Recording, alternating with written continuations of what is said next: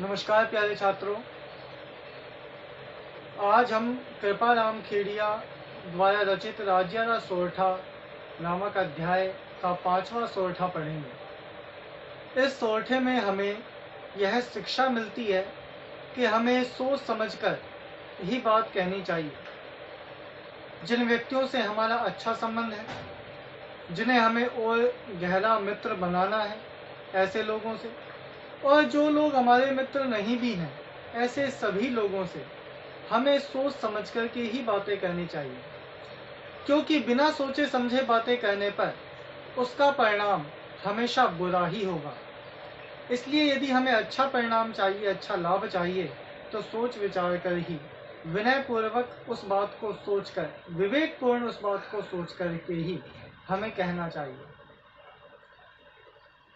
तो आज के अध्ययन को बिना देरी किए शुरू करते हैं। हमारा सोरठा है, मेरे पीछे पीछे उच्चारण करना। कहनी सोच विचार कर, नहीं सुअवदा, रूढ़ी लगे नाजिया, बेमोसरी बात राजिया, बेमोसरी बात। कहनी सोच विचार कर, नहीं सुअवदा, रूढ़ी लगे नाजिया, बेमोसरी बात राजिया, बेमोसरी बात। बेमोसरी बात का मतलब होता है बिना अवसर के कही हुई बात। आप कल्पना कीजिए, कोई मैयत जा रही है, कोई मुर्दा जा रहा है, उसे जलाने के लिए ले जाया जा रहा है, और उस समय कोई व्यक्ति हंसे, मजाक करे या चुटकुला सुनाए, तो फिर कैसा लगेगा? निश्चित रूप से उसे मूर्ख समझा जाएगा या फिर उसकी पिटाई भी हो सकती है। तो बिना अवसर के उसने इस तरह का उपहास किया तो किसी को भी अच्छा नहीं लगा और उसे अपमानित होना पड़ा। हमें भी अपमानित न होना पड़े, बुद्धिमानी में ही फायदा है। इसलिए हमें हर बात को सोच समझकर, विनय पूर्वक सोचकर फिर ही कहना चाहिए। इसका अर्थ करते हैं, एक बार दोबारा मैं बोलता हूं, फिर उसका अर्थ करते हैं। इन्हीं सुअवदात कहनी सोच विचार कर, बेमौसरी बात रूढ़ी लगे न राजिए। इन्हीं का मतलब इन ही, सु का मतलब सी या से, अवदात का मतलब अच्छी बात,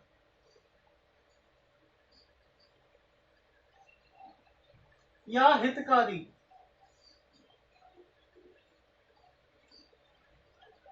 कहनी का मतलब कहनी चाहिए, सोच विचार कर, यानी कि विनय पूर्वक सोच कर।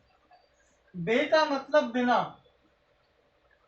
मौसर का मतलब होता है अवसर या मौका,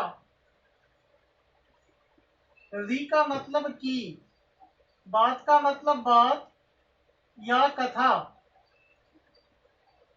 रूढ़ी का मतलब अच्छी, लगई का मतलब लगती, नय का मतलब नहीं, और राजिया का मतलब राजा राम।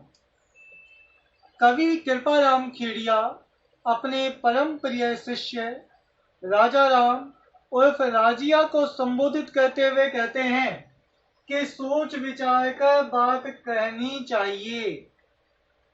कहनी सोच विचार कर, यानी कि हमें सोच विचार करके ही अपनी बात को सामने रखना चाहिए।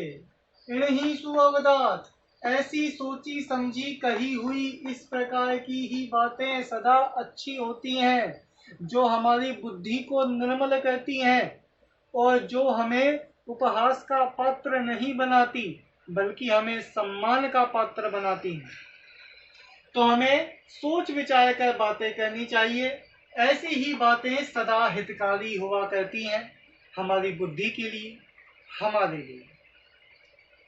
बेमौसरी बात, यानी कि बिना अवसर की कही हुई बात, रूढ़ी लगे न राजिया, कि राजिया अच्छी नहीं लगती है। बिना मौके बिना अवसर के कही हुई बात कभी भी अच्छी नहीं लगती है और इसका परिणाम भी बुरा होता है। व्यक्ति को अपमानित भी होना पड़ सकता है। इसलिए अपमानित होने से बचने के लिए बुद्धिमानी इसी में ही है कि हम सोच समझकर विनयपूर्वक बात को सोचें, समझें और फिर उसे व्यक्त करें। इसी से ही हमारी मित्रता गहरी होगी और हमें समाज में, संसार में मान सम्मान भी मिलेगा। इसी तरह की बातें करने में बुद्धिमानी भी होती। एक बार दोबारा पढ़ के देखते हैं कि क्या कहा गया है। प्रस्तुत सोरठे में कवि कृपाराम खेड़िया अपने परम प्रिय शिष्य राजा राम उर्फ राजिया को संबोधित करते हुए कहते हैं कि हमें हमेशा सोच विचार करके ही बातें करनी चाहिए। ऐसी ही बातें सदा हमारे लिए हितकारी होती हैं। बिना मौसम की कही हुई बात यानी कि बिना अवसर की कही बात कभी भी अच्छी नहीं होती है। राजिया बेमौके यदि हम कोई बात कहेंगे तो वो कभी अच्छी नहीं होगी।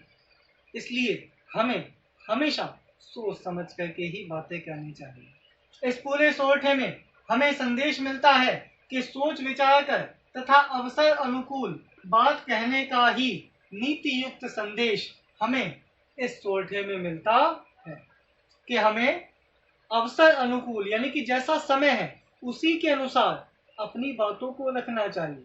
मानो कोई मर रहा है तो दुख प्रकट करना चाहिए, कहीं पे खुशी और आनंद का माहौल है तो वहां हंसी मजाक करनी चाहिए। यानी कि जैसा अवसर है उसी के अनुसार हमें अपनी बातें कहनी चाहिए। यही इस पूरे सोरठे में संदेश दिया गया। इसकी हमें व्याख्या करनी है। व्याख्या करने के लिए सबसे पहले हम अंश लिखेंगे। अंश लिखने के लिए शुरुआत के 2-3 शब्द, बीच में डैश डैश डैश और फिर अंतिम 2-3 शब्द। इसके बाद आप कठिन शब्दार्थ लिखोगे। मैंने ब्लैक बोर्ड पे लिख दिए हैं, आप 1 लाइन, 1.5 लाइन या 2 लाइन में लिख सकते हो।